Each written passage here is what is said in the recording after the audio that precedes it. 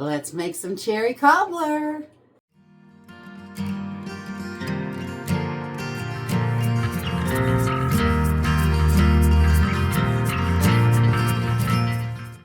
Hey everyone, welcome to Homestead Corner. I'm Ginny, and today we're going to be digging into the pantry and whipping up a cherry cobbler for a Thanksgiving side. This is so simple and easy, and it is wonderful to just toss right in when a last minute thing, which is great.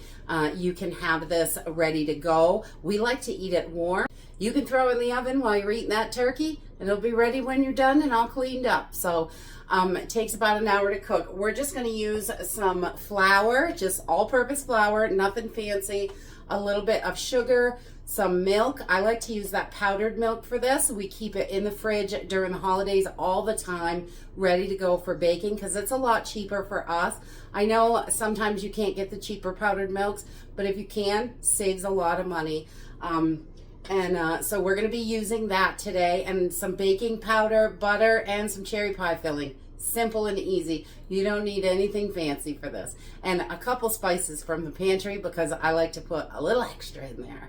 And let's jump right in and get started. Okay, so I'm going to use a cast iron skillet for this. This is just a 10 or 12-inch skillet. And I have turned my oven on. I'm preheating it at 275 degrees. And I'm going to take one stick or half a cup of butter and put it right in my pan. And we're going to throw that in the oven while it preheats and get this butter all melted. If you don't have a cast iron skillet available, you can do this in a 9x13 pan, definitely. We are just going to start making our batter for a cobbler. So I'm going to start with 1 cup of flour. I'm going to get that in there. Get it out of the jar. That's always the problem. All right, about a cup of flour. And then we're going to take 1 cup of sugar. And I like to use just regular sugar for this. You could use brown sugar. It'll just jazz it up a little bit more. But I like to add a little spices to it. So 1 cup of sugar. And then we're also going to do 1 cup of milk. And you can use your liquid measure, but I'm saving dishes today. So we're going in the dry. It'll work. A drop or two is not going to make that much of a difference. And then we're going to grab our baking powder, and I'm going to put 1 teaspoon baking powder in here, just so it's got a little bit of a rise. And it'll rise up a little bit. We like that. And then I am going to put just a dash of cinnamon in here. I like a little cinnamon in there. And I'm going to put a dash of nutmeg too. You don't have to add the spices at all, the cinnamon and nutmeg, but I like them in there. So we're just going to put a little bit. Gives it a little extra flavor. And you can do this with your apple pie filling, your cherry pie filling, whatever pie filling you have, really. It's going to work for this. And then we're just going to take our little handy dandy whisk, mix this all up.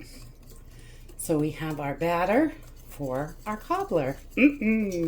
Okay, once this is well combined, we're just going to set this aside, and we're going to grab our pan with our melted butter out of the oven. Okay, once our butter is all melted in our pan, the oven is heated up. It takes about that much time because we're only working with 275. And we're just going to take our batter and we're going to pour it right into our pan. Right into that butter. We're not going to mix anything anymore. We're just going to pour this in and just keep dumping. That's what we're doing now. Right. Once we have that batter in, I've just opened up my 2 cans of cherry pie filling. And these are the 15-ounce cans. You could use one 21-ounce can, I think it is, or 28, whatever that size is. That would work.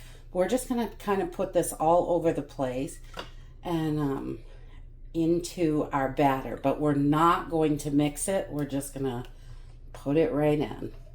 And I suppose you could just use 1 can, but we like lots of cherries and we like it a little thicker, so we do 2 because it's delicious.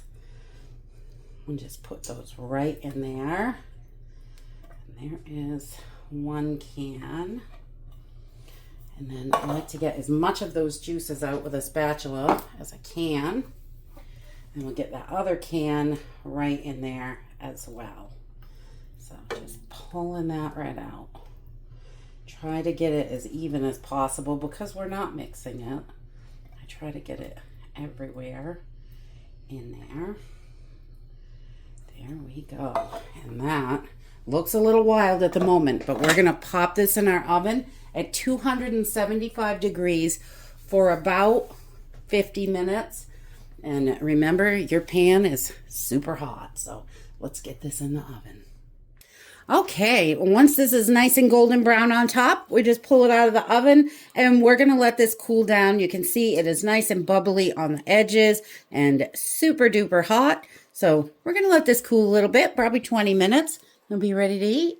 And that's it. Cherry cobbler is so simple and easy. You've got your little cakey stuff over here and all those delicious, yummy cherries. And I love that little batter. It's got a little bit of cinnamon and nutmeg in there. You can do it plain if you like, but I really love that cinnamon nutmeg. Just gives it a little extra jazz.